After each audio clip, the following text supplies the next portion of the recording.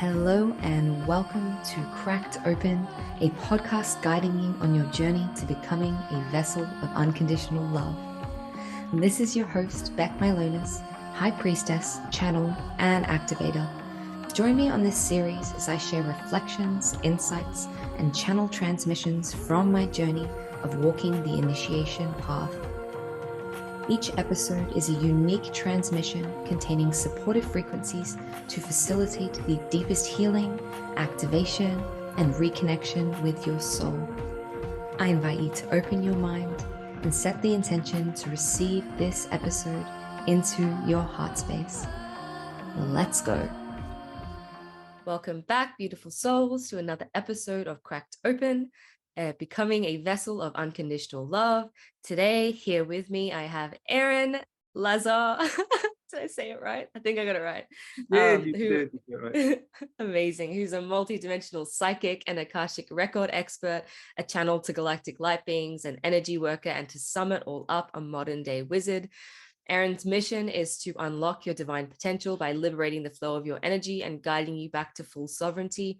I've had the privilege of working with this beautiful man on several occasions, and I can say he is a master in his field. He really knows what he's doing.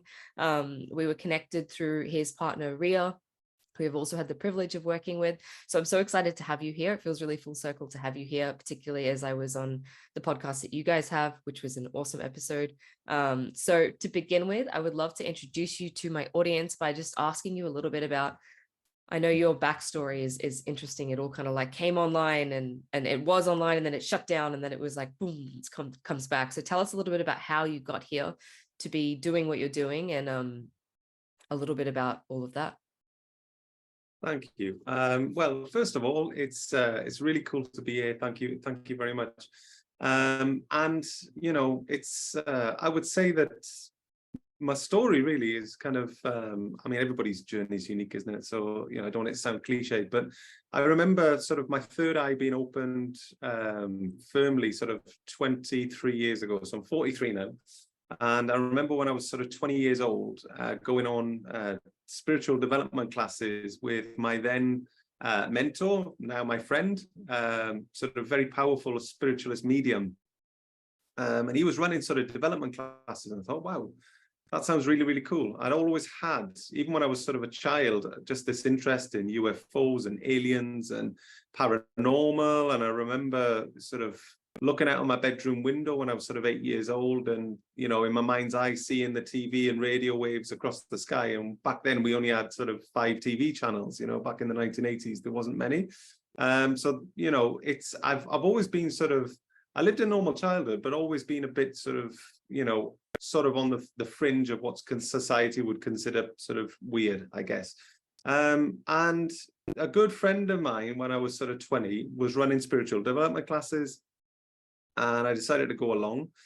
And for want of a better word, he kind of switched on my third eye. He opened it up. And from that point, it was as if everything, all the TV stations and all the radio stations wanted to come through at the same time. So it was just crazy. Like there was so much going on in my head. I felt like I was losing my mind and I was losing control. I couldn't control it. And I was 20 years old. And I felt like I was having a mental breakdown. And I was like, well, this is just crazy. And it interested me, but it scared me at the same time. And it was fine while I was developing this at the weekend and giving messages and learning to read tarot card and all that kind of stuff. But then when I was working a job at the time and, you know, let's say I had work on a Wednesday and let's say I'm trying to sleep on a Tuesday night. And at 11 o'clock, I'm seeing stuff moving across the room. I'm feeling really heavy, dark energies in the room, seeing shadows, and it just petrified me. And I kind of freaked out, didn't really protect myself, but just kind of wanted my life back. So I made a conscious decision and just pushed it all away from me. And that's when I was 20. And to be fair, from that point, I ran around living a fairly normal life, inverted commas. I was a fully paid up member of the Matrix, paid my taxes, believed the voting system and believed the mainstream media. You know, went around sort of just a fully fledged member of the system, consumed, chased money, built businesses. And then it was kind of later on in my life that the universe kind of, you know, brought me back firmly into alignment, really. I experienced, I guess, my second awakening, but this one probably would be the Great Awakening, where the universe basically just punched me in the face, and I had no way to kind of escape or look the other way or even run the other way. It just was what it was. And then from there, I was just kind of opened up to sort of higher states of consciousness, really.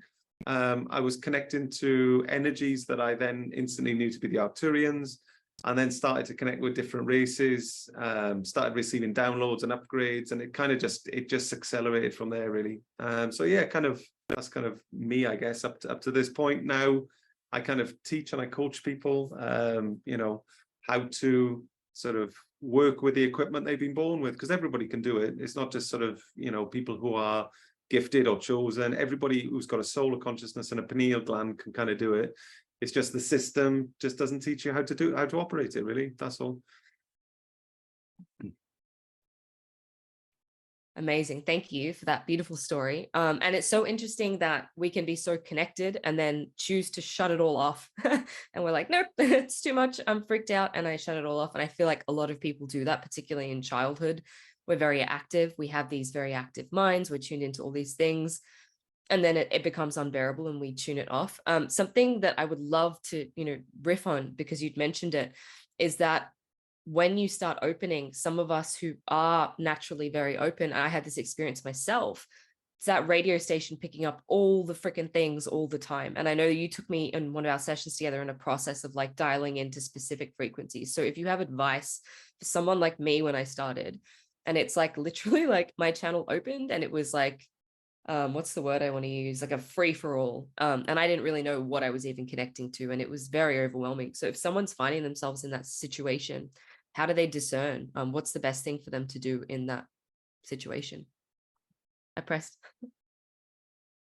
meant to press mute. It's okay. Okay, shall I start? Yeah, okay. So the best thing really when somebody's opening up for the first time is primarily the person needs to have spiritual protection around them. Because the best way to describe this, and it's basically what happened to me, is when your third eye opens for the first time, or your channel opens, or whatever you want to call it. It's the same thing, really. It's like your receiver into the quantum field for frequency.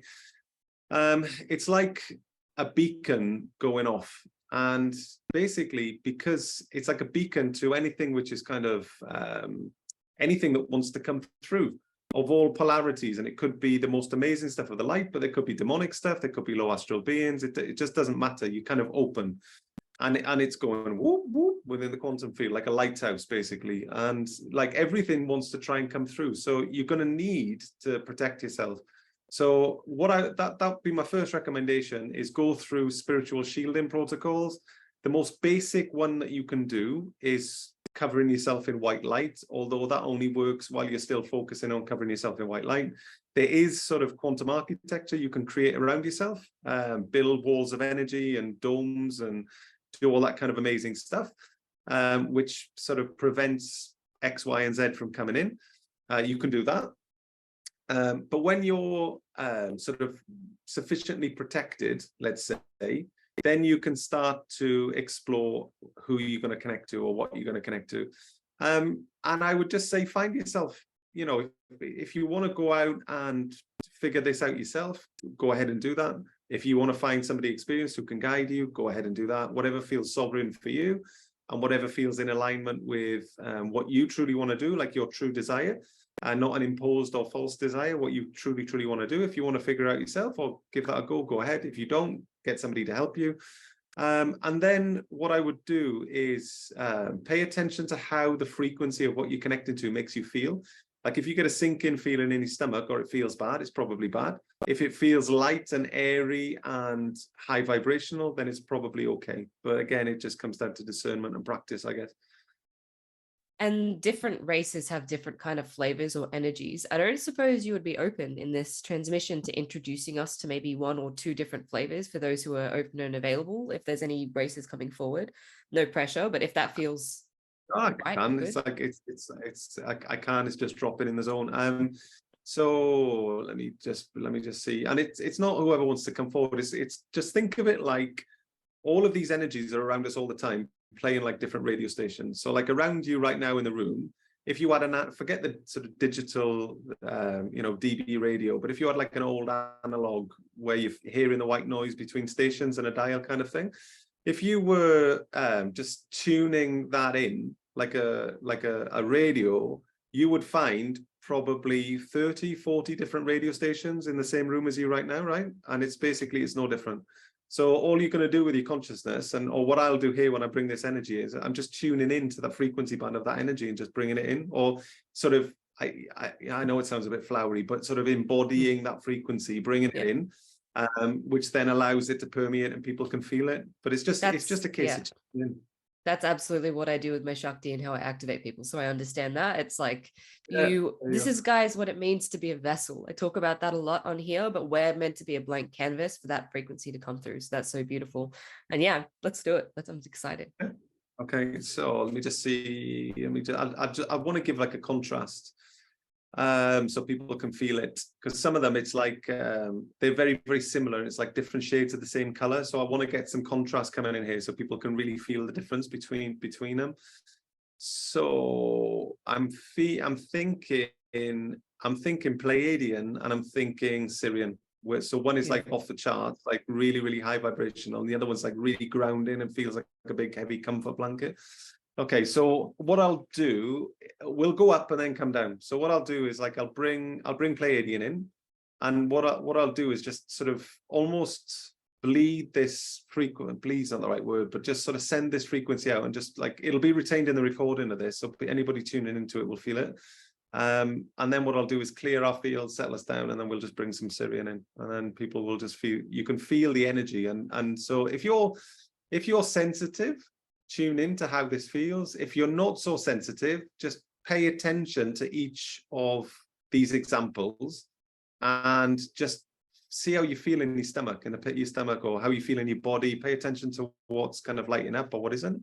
And yeah, let's see how it goes. Okay, so just before we begin, just closing this off to anything which is not the light or the highest vibration, closing off my aura, closing off the aura of this podcast, protecting everybody else that's kind of tuning into this and listening and sanctifying this. I'll also bring each and every one of us into sovereignty after this. So we're not kind of, when we leave this process, because obviously if I'm bringing energy in, we kind of create like a mini grid. So like, and it's not good to remain connected afterwards. So what I'll do, I'll disconnect everyone. So we're all kind of like in sovereignty afterwards energetically, which is kind of important in the quantum field, as we go around leaving trails of stuff everywhere. So just wanted to put that out there. Okay.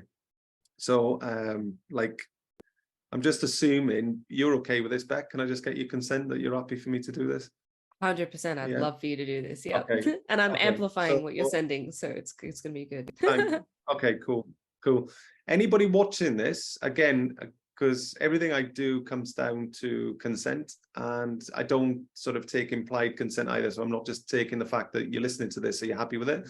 I'm actually asking you. So if you're happy to feel this energy, just send out if you're listening to the recording, just send out a telepathic yes. That'll be fine. If not, then just sit it out. Don't do anything, and you won't be affected by it. Love that. Yeah. Not that you're going to be affected anyway, but it's just like I just don't like imposing anything on anybody without sort of that being okay. So okay, just give you a second, either a yes telepathically or just kind of sit where you are if you're listening. Okay, cool. Right. So what I'm going to do, I'm going to connect the Pleiadians first. Just give me a second and give me a swig. So I'm just now coming outside of my body. Coming up. Here we go.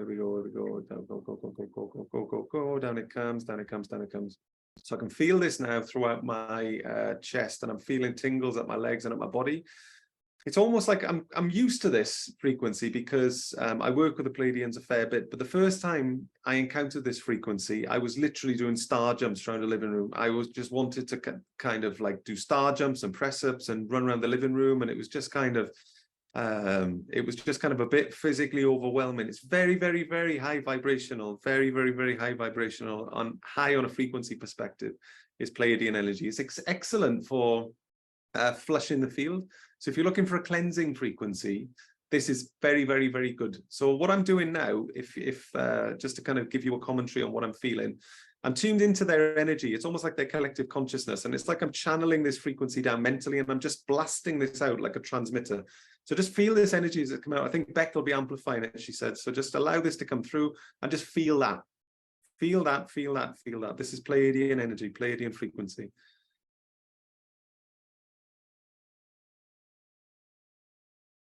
Just keep it going, keep it going, keep it going, keep it going, keep it going. Okay, and settle, settle, settle, settle. I'm just sending gratitude to the Pleiadians. Thank you, thank you, thank you, thank you, thank you. Okay, so just let you feel settle. I'm going to bring in something more grounding in a minute, and you'll have a reference point then between the two, and you'll feel the difference. You'll feel the difference. So everybody just settle. So think of this. There we go. You should feel that sort of buzzing, like that jitteriness. Just now drain. Just ground it, drain it, drain it, drain it, drain it. So think of this like being in a perfume shop where you're sniffing all these different scents, and then like if you notice, what they'll do is give you a little jar of coffee beans or a little thing of coffee beans just to reset your palate, so your nose can smell again. So just think of what we're doing now. Just ground the excess energy to Gaia, to the earth. So visualize that going down. You should feel it go, your nervous system go and relax. So just let that go. Let that go, let that go, let that go. And this is the equivalent of sniffing the coffee beans and then just cleansing your field. And I just want you to, don't engage with what we just did, but just remember how it made you feel. Very high vibrational. Very high vibrational. So what I'm going to do, I'm going to tune into another race in a second. So my little analog radio receiver is now going to tune into a different radio station. And then I'm just going to embody this frequency and blast it out and allow you to feel it. So just pay attention to how it feels in the body. It's going to feel very different. So the first one was the Pleiadians. This one's going to be Syrian. So just give me a second. So I can drink of water. And this is just a behind the scenes for you. What I'm actually doing is channeling while I'm doing this. And anybody who's a channel will attest to this, that you physically get really, really hot and you start sweating and stuff when you start channeling. I don't know what causes it. There must be some physiological, medical reason why it happens, but it's true of anybody that channels, and I'm no different. I've got a fan going here, but I'm in Costa Rica and it's really, really hot. So just give me a second just to clear my mind.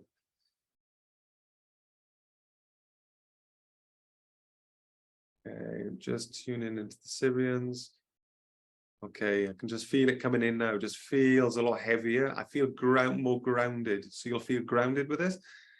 I'm connecting into them, and it's like a big, heavy comfort blanket as it comes down around. I feel I'm being embraced by something that's like, you know, those like anxiety blankets, and you would have this weighted blanket around you. I feel very firmly planted into my seat, in my bum on the cushion here. And it's like a big protective comfort blanket. Just feel that. I'm just embodying this and sending it out. And Beck will be amplifying this. So just feel how this feels in your body. Like I feel this around my midriff and my stomach, and I'm just planted into the floor. My whole field feels like it's weighted down, not in a like constricted way, but in a nice way. I just feel like I'm just under this comfort blanket. And this Syrian frequency, they are fantastic, by the way. Their frequency is amazing for shielding, for protection. I use Syrian frequency all the time.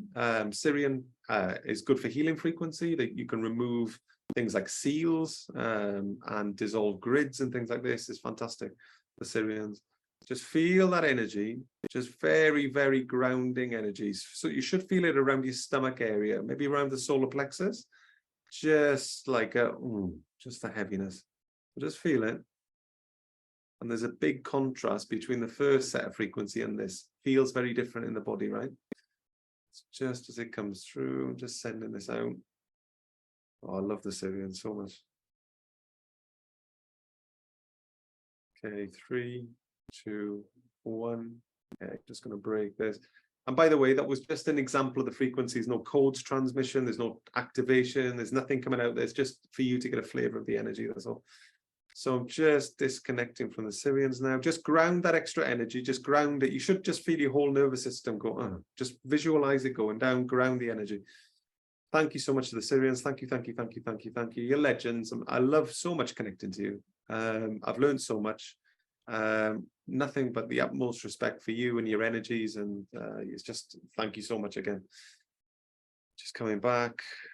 Okay, I'm just going to go through the sovereignty protocol, because again, we did a little bit of energetics there, so there'll be a grid now connecting between us. So any energetic cords, ties, or bonds created between us, either consciously or unconsciously, as a part of what we've done here, as a part of this process, I now disconnect, I dissolve, I rescind, and I send all this energy back to source. What I'd like all of you to do, I'd like you to visualize all of your energy coming back in a stream into your solar plexus, and that's you sucking your own energy back. So think of it like taking back your own sort of property, like your energy that you would have given out through that connection. So just everybody just visualize this beam of energy that you're sucking back into your solar plexus. You're taking your own energy back, nobody else's.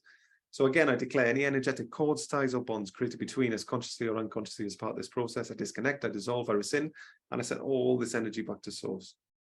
As each and every single one of us comes back into complete and utter sovereignty as a group of independent souls and consciousnesses. Thank you, thank you, thank you, thank you, thank you. Namaste.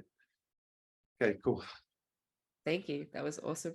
And I'm You're glad welcome. for many people, I think, that listen to this wouldn't have had that. Excuse me, my bloody stuffy nose. Give me 1 second.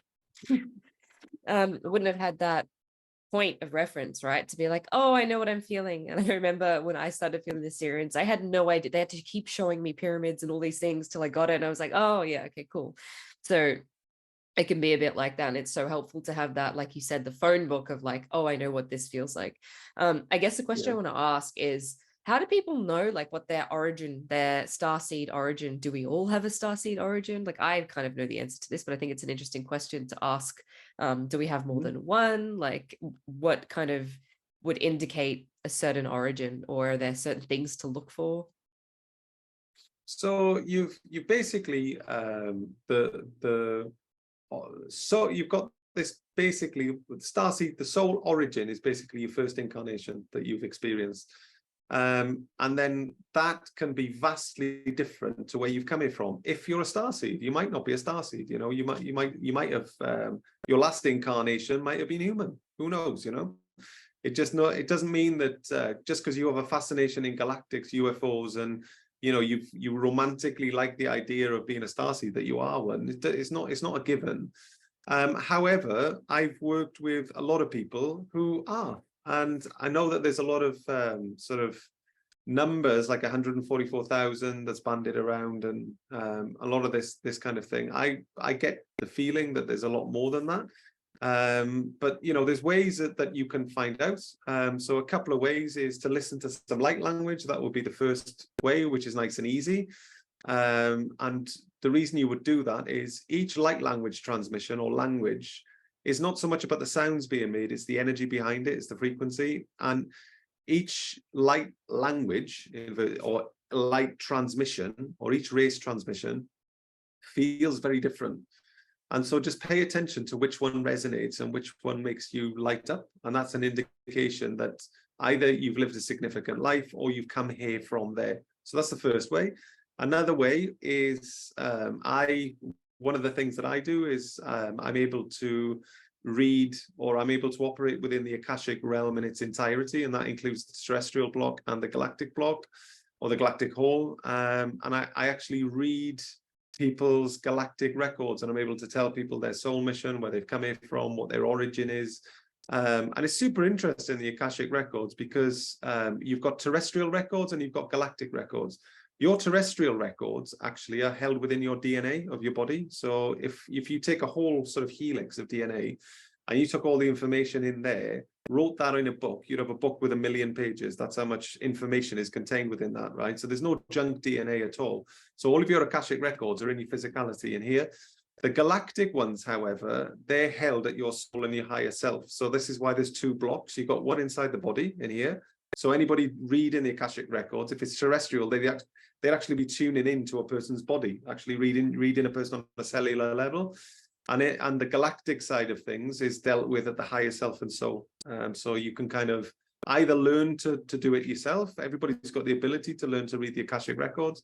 I run the Akashic Mastery Academy every year. I teach people inside there how to become practitioners. or find somebody, or you can listen to light language, I would say, and that's going to be a good way to get going. Hi, beautiful souls. Just interrupting this broadcast for just a minute. If you are looking to connect to different beings of interdimensional races, to have an open channel where you have discernment and precision in who and what you're channeling, this is your invitation to join us in Psychic as Fuck. We start this week. It's not too late to join. I will be closing the doors next week, which will be the start of October. For those of you watching this or listening to this in some future timeline, but it's not too late to join us inside this container. I will be helping you to activate your channel, your psychic abilities, your intuition. I'll be teaching you advanced protection techniques, a lot of the stuff we talk about in this episode. So if this episode has pinged something for you and you're excited to learn more, please come join us, check it out. I'll put the link down in the show notes, and I'm going to let you get back to this episode. It's something that's random thought dropped into my mind. Do you think it's just starseed to have gifts or soul missions, or do you think humans have them too? I think there's a lot of like ego that comes behind, I'm a starseed, I'm so special, like, and people get really identified with that, which is why I avoided all the galactic stuff for a really long time. But I'm just curious your opinion or like your take on that. Yeah, I suppose ego does come into it a little bit, and I say this with love, I genuinely do. But everybody likes to feel a bit special, like it means something, kind of thing, right? But I would say that whether somebody is, or a soul is, a starseed or not, let's say you're not, it doesn't take away from the fact that you can still contribute in a massive way. It doesn't really matter. And let's say that you're not. You can still contribute to the ascension here on Earth. You can still play your part, and you can spread unconditional love and kindness and actually make a difference and contribute in this lifetime. Because, this, I just want to say to everybody, listen to this, it's not going to be, it's not your first barbecue, and it's certainly not going to be your last barbecue. You're going to go, you've got, many more barbecues to come after this one. So, don't get too hung up on, I've got to be a starseed and I've got to be here. I've got to be here for a mission. You know what? Just contribute in your own way, I would say. And don't get too sort of hung up on titles and X, Y, and Z. I think that everybody here, regardless of history, can make a difference in a positive way here on Earth, and difference to the ascension.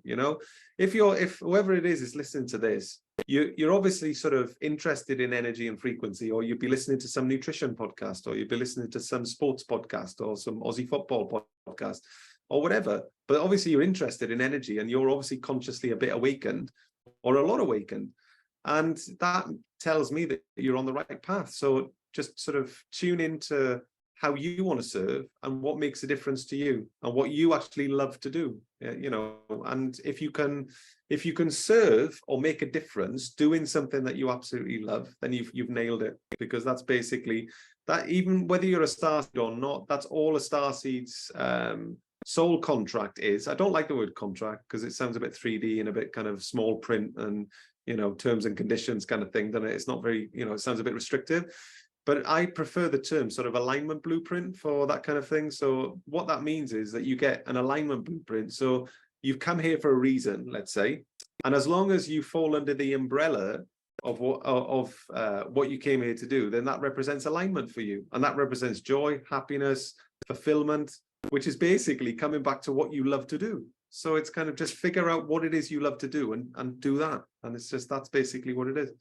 I love how simple that is and how much pressure. I've been doing a lot of podcast. By the way, I also want to say that the people attracted to this podcast totally are like on a journey. Like it's very strong frequency coming through this podcast. So people wouldn't really be here unless they were on some sort of spiritual journey. So I love you all and I see you all. But as I was saying, like, I've been talking a lot about the pressure we put on ourselves to have this massive mission and like, oh my God, I have to fulfill it. And if I don't fulfill it, I fucked up. And it's really not that. It can be so simple. It can be just tuning into our joy. I would love to talk about you mentioned the ascension process, and what's your take on that? I know that you work a lot with, or you get a lot of messages or visit the Galactic Federation and receive messages from them, kind of like on our progress, how we're tracking. So it's a multi kind of faceted question. One is like, what do you see is this ascension process that's happening, like in your framework of understanding? And two, where are we at? Like, where is it going? What messages have you been receiving? What are you feeling into at the moment? Big question, but take it Oh, however. well, goodness me, there's loads going on there. So around about inside of our membership called the Quantum Club, I think it was like at the back end of last year, I led a group, and we did like a group sort of immersion, for want of a better word, where I led us to connect to the Galactic Federation, and we connected to them. And we actually witnessed it. We were blessed. There was about sort of 50 of us, and we basically witnessed. Think of the Galactic Federation as like a big sort of galactic senate or parliament. That's kind of how it looks. And they have this place of business that they all come around, and each of the races has got 2 or 3 representatives. And it was kind of emotional because the Galactic Federation were voting. We actually witnessed it. They were voting on the withdrawal of the intruder races here on Earth. And this was last September. I did this, like September 2022. I led this thing. And so it was voted for, and it was sort of enshrined into the Galactic Federation archives. We witnessed it. And so basically, over the 12 to 18 months from that point, these intruder races were going to be withdrawing from this planet. And that's all the ones that are basically here harvesting energy, causing crap, basically, and causing the problems on here. But what was interesting was that there was 2 spare seats that we saw that were sitting there. And those 2 seats had been formed there, and I'm getting goosebumps here, but there was 2 seats that had been formed ready for humanity to take their place at the Galactic Federation. There was a space for a man and there was a space for a woman because of the divine masculine and feminine, so that there's a blend of both energies there. So I don't know how that's going to pan out, like who's going to be the representative. I don't know, but there was definitely 2 seats that had been made ready because we're about to go through this ascension now. And once we go through this ascension, we've met the terms required to take up representation at the Galactic Federation. So we're going to see it, like in our lifetimes, we're going to see this. So that was the first thing that happened around September. And I want to tell you about sort of a date window that I was given about 2.5 years ago, June, July 2024. I've spoken like until I'm blue in the face about this. June, July 2024 is what I was given, and I was given that in 2020, right? Because I basically, when the COVID madness was going on, I was living in Australia at the time, and it was just like they were just going crazy over there. Borders were closing, and it was just like living in some time warp. I was like, what the hell is going on here? So I opened up and I wanted to know what was going on. So I thought, right, okay, I know what I can do. I'm just going to go to source and just find out what the hell is going on. And like, you know, is it literally the end of days? Like, what the hell is going on? So I opened up and I was given this date window of June, July 2024 of when all of it kind of falls away. And you're gonna see basically the matrix crumble at that point, and that's the systems of power and control and all of this kind of stuff. Like I say, in 2020, I was given this. So since then, I've discovered that all roads seem to be leading to Rome, right? And Rome being that June, July 2024 date. And so I also study classical feng shui, which is an ancient Chinese system of metaphysics that basically the dynasties used to use in China. And it was about so it's not, don't think of feng shui as in CDs and cats with paws doing this and all this nonsense. It's about heaven, earth, and man luck. So you've basically, it's tapping into the energies of the earth. It's tapping into the energies of the cosmos, which is the quantum field, and it's your birth chart and all this. So it all interacts with one another.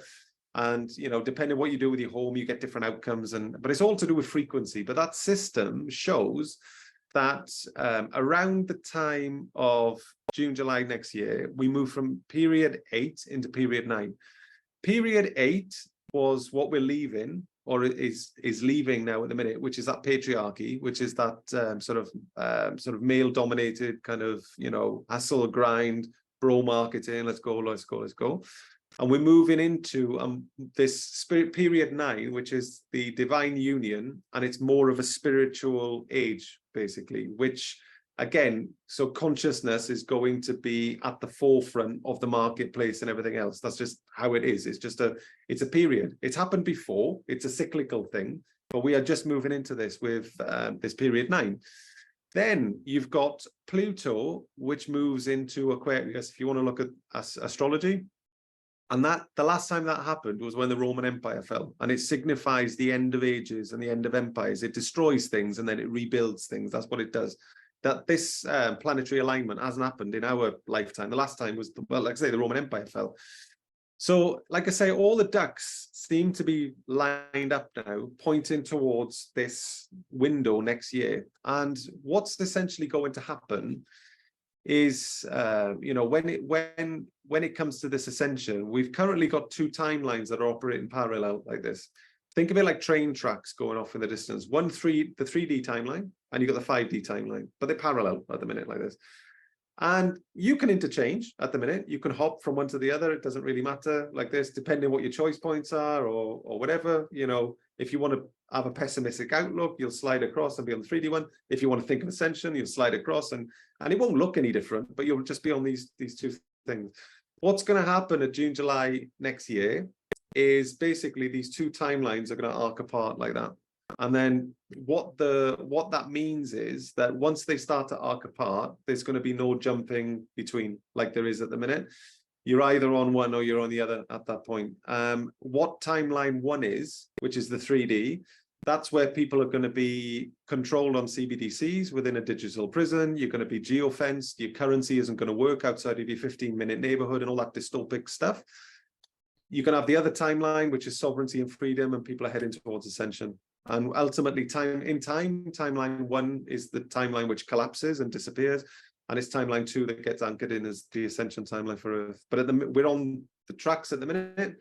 You haven't got long to wait, really. You're going to start seeing big changes. You haven't got long, June, July next year. So we're there now. It's I'm already feeling, the frequencies that have been coming through. We're doing this podcast for the record, guys, because I release these randomly. 28th of June, just after the solstice. The energies have been insane. So I'm feeling it. I had a question of curiosity, because I always think about this and I'm like, I get that like there's multiple timelines and then one's going to collapse and there's going to be this whole other reality. I'm wondering what your perception of like how we experience these timelines is, right? So an example I want to give to kind of like ask the question is, for instance, during COVID and all of that and blah, blah, blah, blah, blah, my reality of that situation was it was still happening. It was still a thing. There were still restrictions, but I did not get personally affected by it. Like I was still able to travel freely. Everywhere I went, there was no road blockages, all the things that were happening to everyone else. That didn't affect me. So is it like it's still there and it's around you happening, but you're not affected by it? You're living in the same reality, but it's like what you're focusing and seeing? Or is it like a complete different world where it doesn't even exist? Like, no, it's the first one that you said. So it was the same for me in Australia. So basically, we looked at it and we were just guided just to kind of, you know, when we couldn't leave the country because of the wonderful Australian government that decided to kind of stick in a permit system to leave the country. It's absolutely crazy. But basically, we decided, well, you know what, we're going to make the best of it. We're actually going to stick a rooftop tent on the 4x4 and we're just going to go on a road trip and work from the road. And, you know, I got client sessions as long as I can hotspot to my phone and I've got mobile network. I had a good data plan, or data plan, as you guys say in Australia. But I had a good data plan with a MASIM and it was pretty decent. So I thought, you know what, we can kind of work from the road. So over the COVID madness years, we ended up doing about 33,000 kilometers across Australia. And we just kept dodging the border restrictions and the intra-border restrictions. And no matter where we went, it was free and it was open. And we didn't really plan it, but it was like, okay, Adelaide is in lockdown.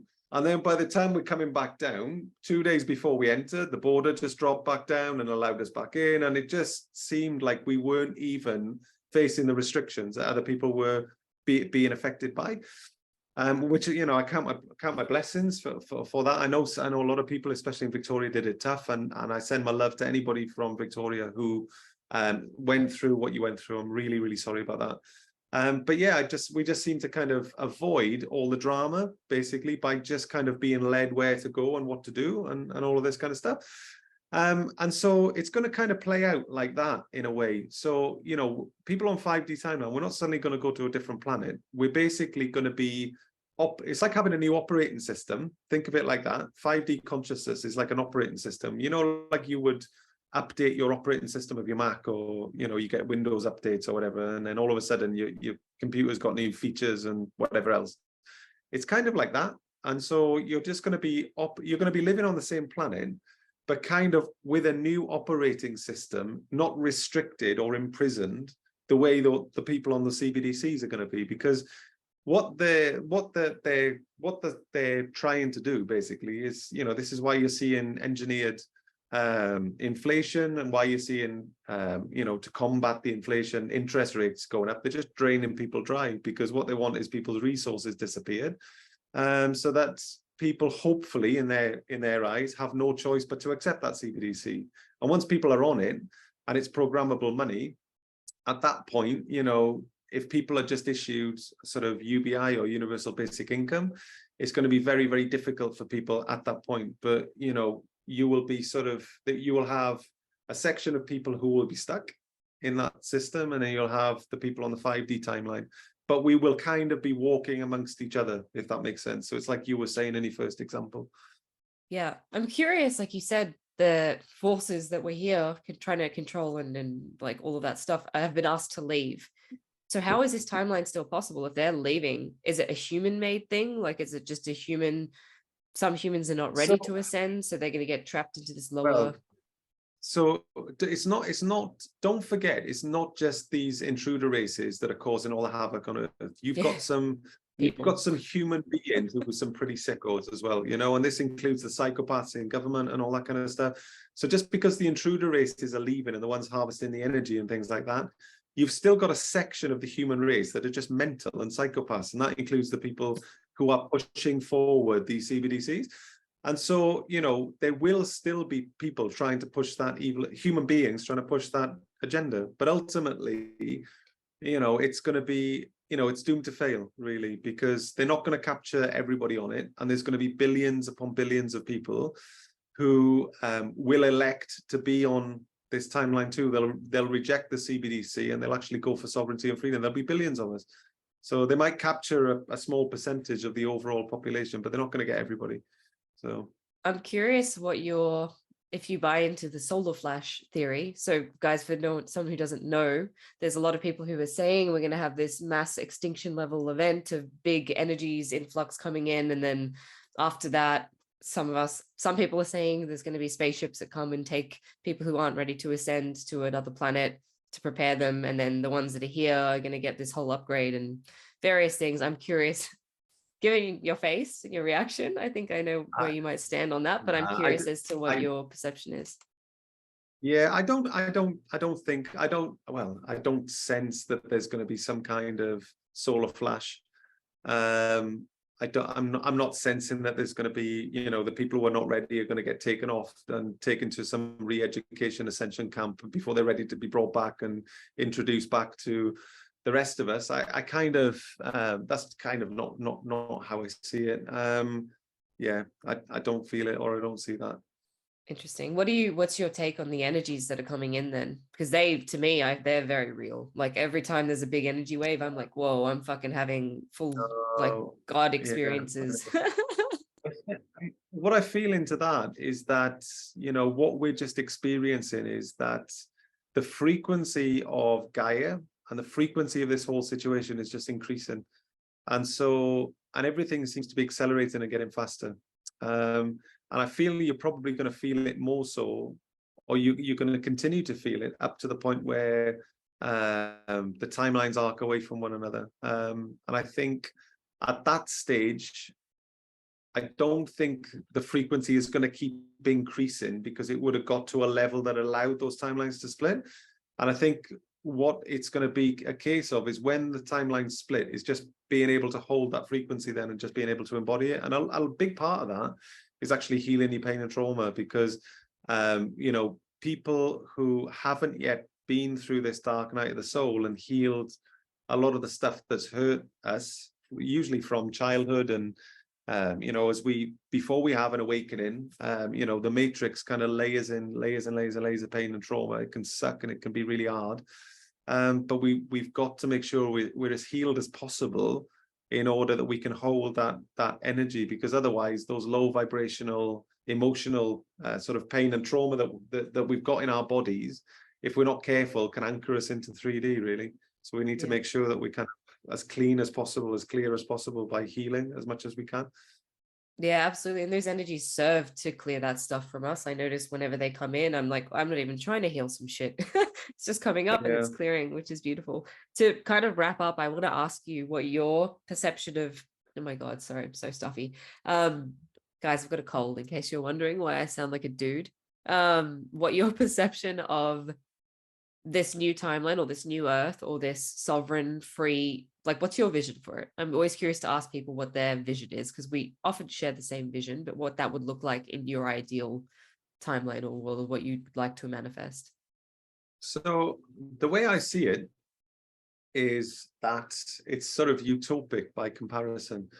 So that's the existing financial system, basically this debt-based society of enslavement disappears, basically, so that there's enough resource for everybody. And that doesn't mean, chuck in free resources at people, because then what's the motivation to kind of actually do stuff? If everybody's living in abundance, nobody gets out of bed, and it kind of, the whole system kind of stops a little bit. So that needs to be figured out. But certainly everything could be a lot more equitable than it is. Debt could be completely restructured. I feel that moving forward into this new earth, education of children needs to be reimagined so that they're taught about things which are really important: the true meaning of life, the true I, consciousness, energy, pineal gland, eating healthy, food systems being reimagined so that they produce food which is actually healthy for us, so promotes longevity, not disease, and sort of that kind of thing. I feel what I can see in the future is that the whole political system will be reformed so that these middlemen, these corrupt middlemen that you see in called politicians between the money and the people, they disappear. And actually the people, through a quantum system, will be voting for policy, not people. So we'll be voting for things that we want to allocate resources to on a local level, as opposed to the fake ass person in a suit that's making all the promises that then lies and then fills their pocket through dodgy contracts and all of that kind of stuff, which is basically what they tend to do. And I think what's also going to happen is that we will be there will be sort of everything will move onto the blockchain, but that'll be a good thing, not a bad thing. It'll be sort of a decentralized version of that. We'll be living in sort of smaller communities. I don't see there being borders as such. I think we'll be global citizens. The fact that we can move where we feel that resonates. So, if you want to live in a colder climate, go and live in a colder climate. If you want to live somewhere that's a bit warmer, fill your boots and go and live somewhere that's a bit warmer. And there's just lots and lots of changes like that. But I see it being a much, much happier place. And there's not going to be this constant state of fear and anxiety that they've got the world hypnotized by. We will be living with love, harmony, respect, with optimism and hope, because ultimately that's really what we're about. We just want a peaceful life, and we just want to live sort of in harmony with one another and love one another. Really, that's kind of what we are as human beings. So that's kind of how I would see it. Yeah, it's beautiful. And I think, anyway, those of us who have had timelines on Lyra or remember Lyra, it sounds very much like that, kind of what it was like there, like heaven on earth kind of vibes. Like everyone's just living in, or even, you could say Lemuria or Atlantis to a degree, those civilizations which we've experienced as a collective, where that is possible when we live in harmony with the earth, and we treat the earth and our bodies well, and we treat each other well. And because we're all coming from the heart space, there's no reason to be an asshole, because that person can read you, right? And that person is you. So it's like there's no agenda, right? It's beautiful. Thank you for that. I love that. Aeron, is there, if people want to work with you, find you, look you up, is there anything at the moment you're offering or you would like to share? Granted, keep in mind this is June 2023. People might come to this at any time. So what's now in current, and then what's a ongoing way to work with you? So a couple of ways. If you're sort of a starseed or you're just sort of beginning to spiritually develop, we run an online membership called the Quantum Club. We've been going for sort of just over 2.5 years now. That we nickname it our Jedi School of Light. And basically in that we train people up consciously. So we've got a vault of about 20 plus sessions in there, which is about 180 hours of recorded content that you on demand, that's indexed, that you can dive into and fill your boots. We have weekly live sessions, quarterly workshops, and there's a thriving community of 100 plus sort of starseeds and light workers in there. It's awesome. That's called the Quantum Club. You can find that on the architectsofdestiny.com website, or you can head to my website and it would direct you to it, aeronlazar.com. We've also got, I mentioned that I run every year the Akashic Mastery Academy. That academy, it's the most detailed Akashic program in existence, and it takes people from scratch to practitioner level in 3 months. Very proud of that. Also, as an academy member, you would get the updates in perpetuity. So this year is going to be the 3rd year I'm going to be running it. Super pumped about that. That's pretty cool.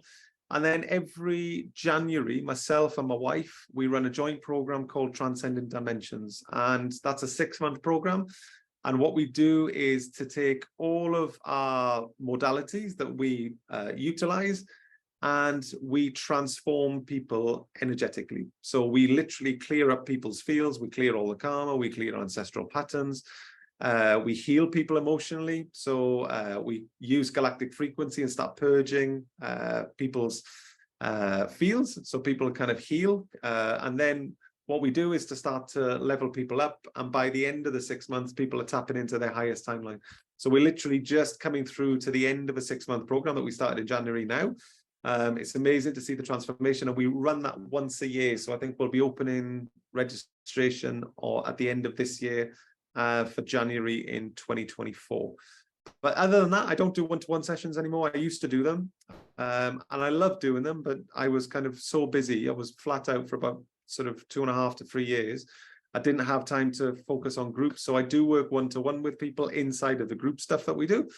But as far as one-to-one sessions, I don't offer them anymore. But please get in touch. You can email me, Aeron at aeronlazar.com, or get in touch through the socials, and I look forward to hearing from you. Thank you so much.